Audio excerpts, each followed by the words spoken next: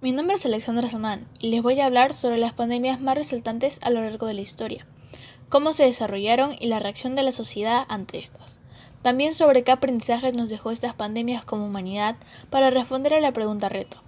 ¿Qué relación guardan estas medidas adoptadas por la sociedad frente a las pandemias sufridas a lo largo de la historia y qué podemos aprender de ellas como humanidad?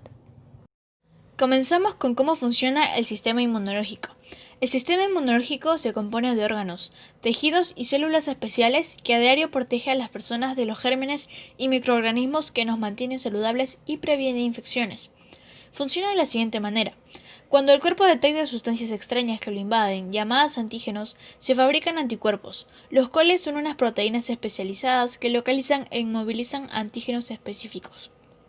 Los anticuerpos siguen existiendo en el cuerpo de una persona, por lo tanto, si el sistema inmunitario se vuelve a encontrar con este antígeno, dispondrá de anticuerpos para que desempeñen su función.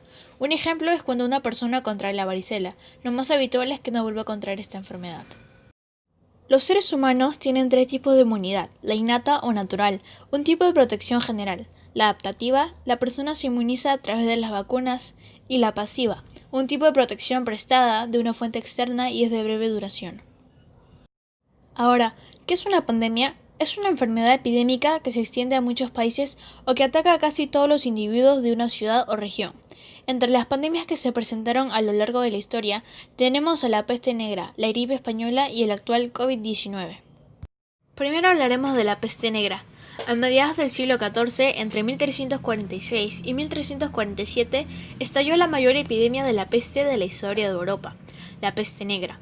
Se sabe que su origen se situó en Asia, China, y se extendió a lo largo de Europa y tenía gran presencia en esta población, hasta su último brote a principios del siglo XVIII.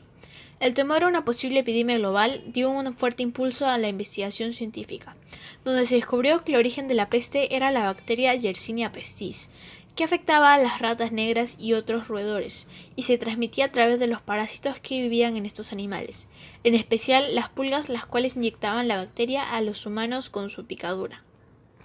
La peste negra se extendió rápidamente por las regiones de la cuenca mediterránea en pocos años. Los mercaderes que mantenían una colonia comercial huyeron despavoridos, llevando consigo la enfermedad hacia los puntos de destino como Italia, donde se difundió por el resto del continente. Los síntomas de la peste eran fiebre muy alta, escalofríos, náuseas, tos con sangre, sensación de agotamiento y apariciones de bubones en la piel. La gente solía fallecer entre los 3 y 5 primeros días de aparición de los síntomas. Se dice que murieron entre el 30 y 60% de la población europea. La pandemia de 1918 y 1919, mal llamada gripe española, se dio durante los últimos meses de la Primera Guerra Mundial e infectó a un tercio de la población mundial y causó la muerte de millones de personas. Se generó por el virus de la gripe tipo A subtipo H1N1. Estudios actuales elevan el número de muertes hasta 50 e incluso 100 millones. El origen se sitúa en la base militar en el estado de Kansas, donde un soldado se presentó aquejado de fiebre, el cual contagió a cientos de reclutas que cayeron enfermos con mismos síntomas, y a lo largo de la semana se extendió el virus más allá de la base militar. Los soldados estadounidenses desembarcaron en Europa, llevando el virus consigo, el cual se expandió por todo el continente. Los países que participaban en la guerra mundial prohibieron la publicación de informes sobre la enfermedad, siendo España el único país que informó, de ahí el nombre de gripe española. A diferencia de otros virus que afectaban básicamente a niños y ancianos, muchas de sus víctimas fueron jóvenes y adultos saludables entre 20 y 40 años. Fiebre elevada, dolor de oídos, cansancio corporal, diarreas y vómitos ocasionales eran los síntomas propios de esta enfermedad.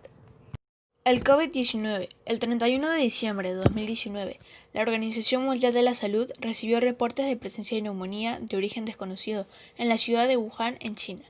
Rápidamente, a principios de enero, las autoridades de este país identificaron la causa como una nueva cepa de coronavirus.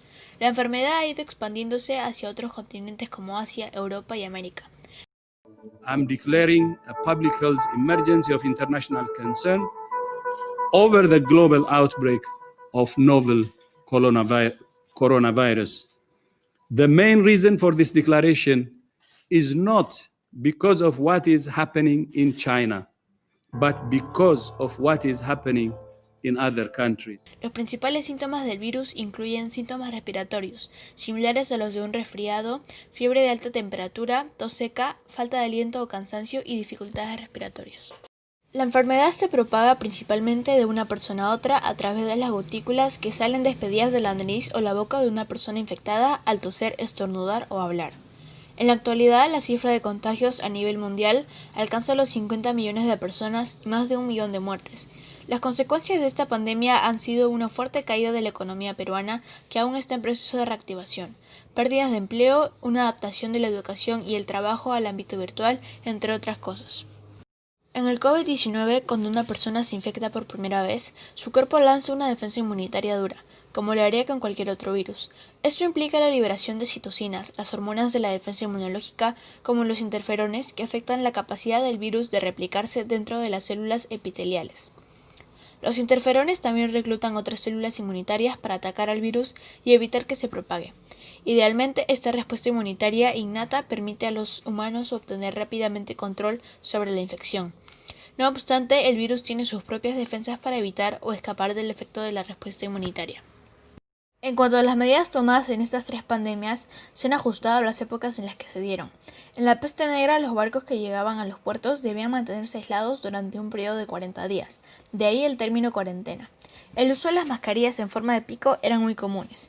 En la gripe española, se suspendieron las clases, se prohibieron las aglomeraciones, el uso de mascarilla y la cuarentena eran obligatorios, se cerraron puertos y teatros. Por último, en la actualidad, las medidas que se tomaron para hacer frente al coronavirus fueron el cierre de fronteras, suspensión de clases presenciales, cierre de locales de alta aglomeración y cierre de negocios no esenciales, el uso de mascarilla obligatorio, al igual que el aislamiento social y la cuarentena. En las 3 pandemias, la cuarentena, el uso de mascarilla y el aislamiento social son medidas que permanecieron a lo largo de los tiempos y funcionaron eficazmente. En base a esto, se puede decir que todas estas medidas se dieron con el propósito de disminuir contagios y evitar propagaciones masivas para poder controlar las enfermedades, por lo que es de suma importancia cumplirlas en la actualidad, ya que tienen un fin positivo para nuestra sociedad. La reacción de la sociedad ante estas medidas en su mayoría fueron positivas, aunque siempre hay excepciones. Un ejemplo en la actualidad son las personas que fueron perjudicadas por la caída de la economía y se vieron obligadas a salir a vender a las calles para llevar un poco de dinero a sus hogares, exponiéndose al virus, mientras otras personas no le tomaban importancia a las medidas impuestas por el gobierno, ya que creen que el virus no les afectará o simplemente no existe. Otros desesperados buscan medicamentos y se automedican, creyendo en lo que dice la gente como que el dióxido de cloro o la ivermectina son cura para el COVID, los cuales perjudican mucho más a la salud de las personas. Para concluir, no todo ha sido malo, ya que todo este proceso histórico nos deja enseñanzas y oportunidades de mejora, las cuales podemos implementar en la pandemia que vivimos actualmente. Nos hemos dado cuenta de la importancia de tener un trabajo formal y saber manejar la economía en nuestro hogar. Obviamente la importancia de la higiene ha sido clave, lavarnos las manos y desinfectarse al llegar a casa, ya que previenen muchas enfermedades y se ha vuelto una buena costumbre en las personas. Hay que mencionar que la cuarentena ha unido vínculos familiares, se pasa más tiempo con la familia y se disfruta mucho más esos tiempos en casa. Un punto positivo es que hemos sabido adaptarnos a las nuevas medidas que ahora son parte del día a día, como la cuarentena y el distanciamiento social, cambiar el trabajo y las clases presenciales a una forma virtual. Además, nos deja la lección que debemos mejorar nuestro sistema de salud y, sobre todo, nosotros como sociedad, saber acatar las normas y ser más responsables. Gracias.